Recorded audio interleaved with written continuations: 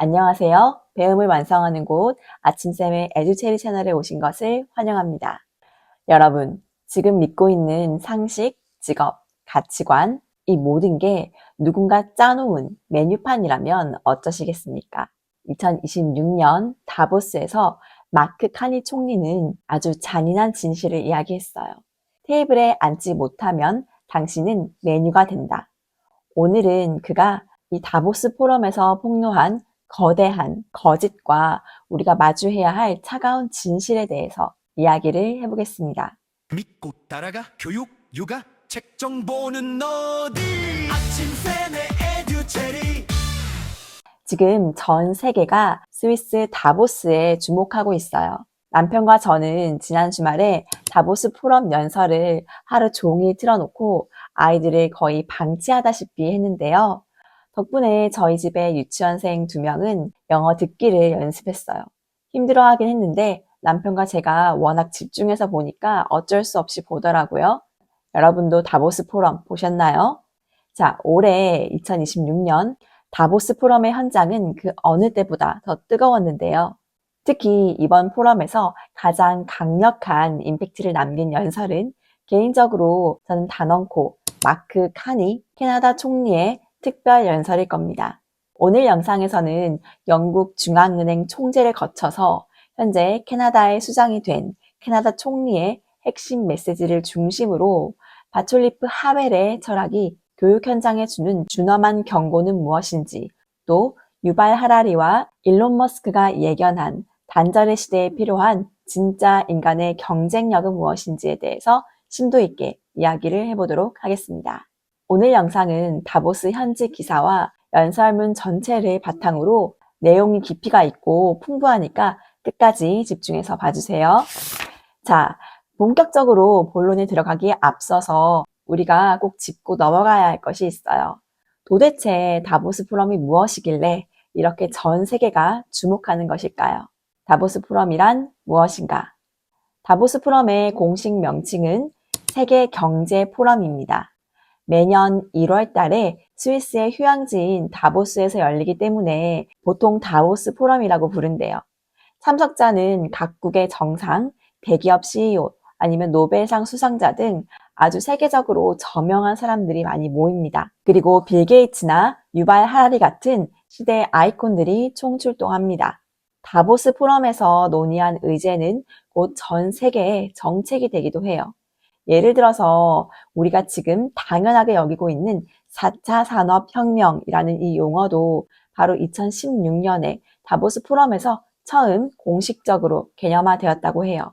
올해 2026년 포럼은 유독 분위기가 남다릅니다. 예전에는 인류가 어떻게 성장할 것인가를 논했다면 올해 다보스 포럼에서는 신뢰와 재구축, 그리고 인류의 미래입니다. AI가 인간의 노동을 대체하는 임계점에 도달을 했고요. 지정학적으로 전 세계적인 갈등이 고조화되고 있는 지금 현재 세계 리더들은 우리가 알던 기존 질서는 이제 완전히 끝났다. 그리고 인류에게는 새로운 질서가 필요하다라는 사실을 공식화하기 위해서 모였어요. 과거의 다보스가 성장과 효율을 말했다면 2026년 다보스는 생존과 본질을 말합니다. AI가 인간의 지능을 추월하고 기후위기가 현실화된 이 시점에서 세계 리더들은 우리가 지금까지 알던 세상은 끝났다는 결론에 도달을 했습니다. 이 긴박한 흐름 속에서 마크 카니 캐나다 총리가 연단에 올랐어요. 경제학자로서 영국과 캐나다의 중앙은행 총재를 지냈고 이제는 한 국가의 수장으로서 그가 던진 첫 번째 메시지는 뜻밖에도 경제 수치가 아닌 굉장히 철학적인 메시지였어요. 이제 기사 본문을 함께 살펴보시죠. 마크 카니 총리는 연설 서두에서 체코의 민주화 영웅 바촐라프 하벨을 소환했습니다. 그는 하벨의 명언인 Living with a lie, 거짓 속에 사는 것, 이 문구를 현재 우리 사회에 빗대어서 비판을 했어요. 그가 발췌한 기사의 내용에 이런 대목이 나옵니다. 시스템이 무너졌음을 체감하면서도 그 안에 기득권과 또 명성에 젖어서 아무 문제 없는 듯 연극을 하는 사회는 희망이 없다. 카니 총리는 말합니다. 이제는 진실 속에서의 삶, living within the truth를 선택해야 한다고요. 우리가 누리는 경제적인 풍요가 사실은 미래의 자원을 당겨 쓰는 것일 수 있음을 경고하고 있어요. 현재의 경제 시스템은 기후 위기와 막대한 부채라는 치명적인 결함을 갖고 있습니다. 카니 총리는 이제 거짓 선전을 멈추고 탄소 중립과 순환 경제라는 조금 어렵지만 진실한 경제 모델로 즉시 전환해야 한다고 주장을 하고 있어요. 또한 그는 현재 세계 질서가 이미 파편화되었음에도 불구하고 여전히 2차 세계대전 직후에 낡은 국제기구와 또 질서가 우리를 지켜줄 것이라는 믿음은 안일하다고 꾸짖고 있습니다. 특히 강대국 중심의 질서가 무너져 있음에도 불구하고 과거의 외교 관성에 젖어 있는 것은 앞에서도 언급했듯이 거짓 속에 사는 것이다 라고 꾸짖고 있어요. 더불어서 AI와 자동화가 인간의 실존을 위협하고 있는데도 기술이 모든 문제를 해결해 줄 것이다. 장밋빛 미래를 이야기하는 기술 낙관주의에 대해서도 강력한 경고의 메시지를 던집니다. 알고리즘이 우리의 선택을 대신하고 진실과 가짜뉴스의 경계가 무너진 세상에서 자유민주주의가 잘 작동하고 있다라고 말하는 것은 사실 기만이라는 거죠. 인간이 기계의 부속품으로 전락하고 있는 현실을 좀 인정하고 기술의 속도가 아닌 인간의 존엄성을 본질로 두고 진실 속에서 살아가는 길을 모색해야 한다고 말하고 있습니다. 자, 이제 이번 연설에서 가장 냉혹하면서도 현실적인 대목으로 들어가 볼게요. 카니 총리는 연설 내내 전략적 자율성이라는 개념을 강조했어요. 이 전략적 자율성이라는 단어는요, 원래 국제 정치에서 국가가 외부 세력에 의존하지 않고 스스로의 운명을 스스로 결정할 수 있는 권리를 뜻하는 말입니다. 그런데 카니 총리가 지금 이 시대에 왜 전략적 자율성이라는 단어를 꺼냈을까요? 의존은 곧 취약성이다. If you're not at the table, you are on the menu. 마크 카니가 이번 담화에서 인용해서 큰 화제가 된 문구죠. 이 말은 지금 재편되고 있는 현재 세계 질서 속에서 주도권을 잃은 존재들이 처하게 될 아주 비참한 현실을 경고한 말입니다. 카니 총리가 말하는 전략적 자율성을 좀 구체적으로 말해볼게요. 첫 번째, 국가적 차원의 생존입니다. 강대국들이 자국 우선주의를 내세우면서 에너지를 차단하고 핵심 기술을 무기화하고 있어요. 카니 총리는 캐나다와 같은 국가들이 과거처럼 어떤 강대국 편에 서면 안전할 것이라고 믿는 그런 시대는 끝났다라고 이야기를 합니다. 스스로 에너지를 통제하고 또 스스로 에너지 기술을 보유하고 나아가서는 규칙을 만들어가는 룰 메이커로서 각자가 자국 도생의 길을 마련해야 한다고 이야기를 하고 있어요. 그렇게 자율성을 확보하지 못하면 결국 강대국의 이익을 위해서 소비되는 메뉴판의 요리가 될 수 있다라는 뜻으로 해석할 수 있습니다. 둘째, 경제와 기술적 차원입니다. 지금 우리는 거대 플랫폼과 AI 알고리즘이 지배하는 세상에 살고 있어요. 카니 총리가 지적하는 지점은 바로 이겁니다. 남이 만든 알고리즘 위에서 단순히 데이터만 제공하거나 시키는 일만 하는 주체는 결코 부의 주도권을 가질 수 없습니다. 스스로 시스템을 설계하거나 그 시스템을 이용해서 새로운 가치를 창출하는 자율성이 없다면 사실상 경제적 노예로 몰락할 수 있다는 경고의 메시지입니다. 셋째, 교육적 메시지예요. 우리는 지금까지 아이들에게 정답 맞히기를 가르쳐 왔어요. 하지만 정답을 맞히는 능력은 누군가가 짜놓은 규칙 안에서 가장 효율적인 부속품이 되는 방법일 수도 있습니다. 즉, 기존의 공부 방식은 완벽한 메뉴가 되기 위한 훈련이었던 셈이죠. 카니 총리가 말하는 전략적 자율성이란 세상이 던지는 질문에 답할 수 있는 능력이 아니에요. 대신에 세상이 어떤 질문을 필요로 하는지 스스로 그 질문을 정의하고 나아가서 내가 세상에 어떤 질문을 던질 것인지를 생각할 수 있는 능력을 의미합니다. 정리해보자면 우리 아이들에게 가르쳐야 할 것은 지식이 아니라 변화하는 거친 파도 위에서 누구에게도 내 키를 맡기지 않는 방법, 자기 삶의 전략적 자율성을 확보하는 법입니다. 카니 총리는 경제학자답게 가치라는 단어를 재정의했어요. 기사에 따르면 그는 시장 가격이 곧 가치인 시대는 끝났다라고 선언을 합니다. 이제는 도덕적 가치, 사회적 가치, 또 지속 가능성이 경제적 자산이 되는 시대입니다.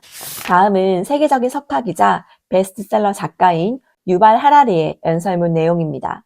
하라리가 이번 다보스에서 던진 핵심은 AI는 도구가 아니라 에이전트다, 즉 주체이다 라는 선언인데요. 하라리는 이번 다보스에서 인간의 뇌가 해킹당하고 있다고 말했어요.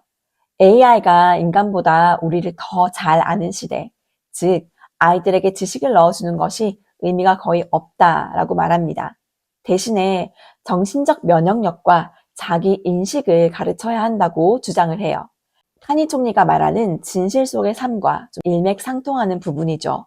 AI가 칼이나 총과 다른 점은 그것이 인간 문화의 운영체계인 언어를 마스터했다는 것이에요. 과거의 독재자들은 무력으로 사람을 굴복시켰지만 이제 AI는 우리가 매일 소비하는 뉴스, SNS, 심지어 아이들이 보는 동화책까지 만들어냅니다. 하라리는 우리가 느끼는 친밀감, 분노, 신념조차 AI가 설계한 서사의 감옥일 수 있다고 경고를 해요. 나아가서 언어를 통하는 모든 것이 결국에는 AI에게 지배될 것이라고 경고합니다.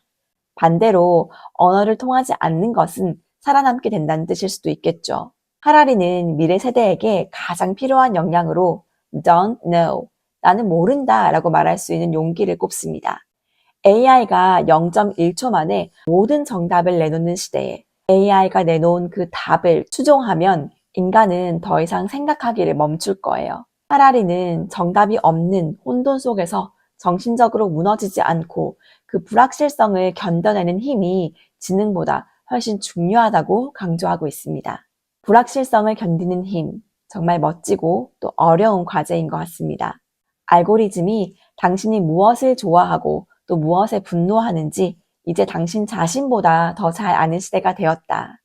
내가 왜 이 물건을 사고 싶어 하는지, 내가 왜 이 정치인을 미워하는지 스스로 성찰하지 못한다면 우리는 알고리즘에 의해서 조종당하는 유기적 인형에 불과하다라고 말합니다.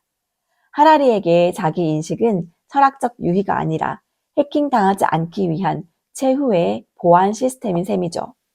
다음은 일론 머스크의 말을 정리해 볼게요. 머스크는 한 발 더 나아갔어요. 2026년은 노동의 미래가 사라지는 원년이 될 것이다 라고 말했습니다. 로봇이 모든 물리적인 일을 대체할 때 인간에게 필요한 것은 실존적 목적의식입니다.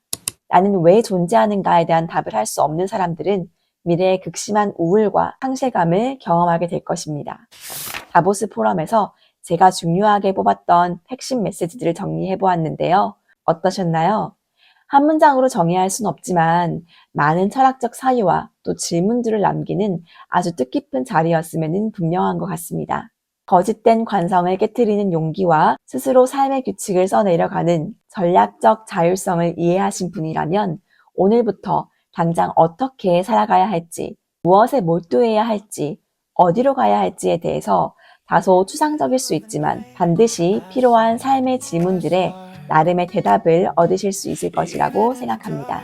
더 자세한 기사 원문 분석이나 또 관련 영상, 마크 카니 총리가 제안한 미래 역량 리스트가 궁금하신 분들은 영상 아래 더보기란에 링크와 함께 정리를 해두었으니까요.